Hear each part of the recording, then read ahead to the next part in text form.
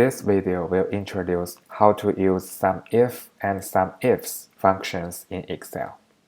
So first, let's take a look at these two functions. Basically, there are just the three types of inputs in the functions: the range, criteria, and sum range. Let's use this example to illustrate how to use these two functions. So in this table, we have the columns of date, items, and the payment.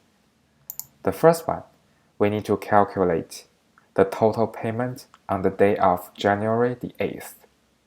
Because there is only one condition, so we can use SUMIF equal SUMIF. The first input, the range. Because we are looking for the date, so we should select the column of the date, comma, criteria,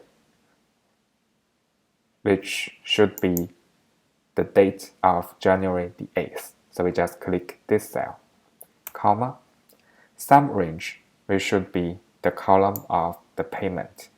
So we select this, right parenthesis, hit enter. So this value has been returned. And we know if we go back to this table, January the 8th, the total should be the sum of these three. So our formula is correct.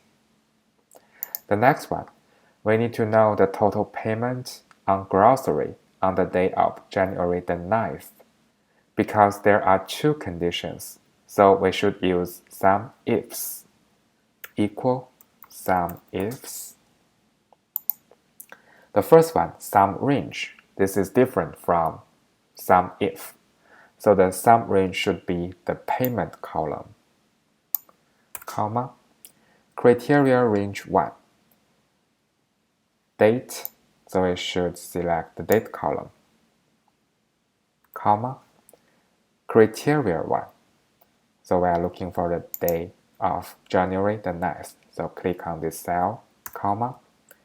Now we go to the second criteria range and criteria. So criteria range should be the items, which includes grocery, comma, criteria 2, grocery. So we need to click on this cell. So I click here first and then use the down arrow to move the selection. So now we are selecting the grocery, though we cannot see it. Alright, and that's it. Use the right parenthesis, hit enter, it returns the value. And if we check from the table, January the 9th, grocery, so just this value. So our formula is correct. And this is how to use SUMIF and SUMIFS in Excel.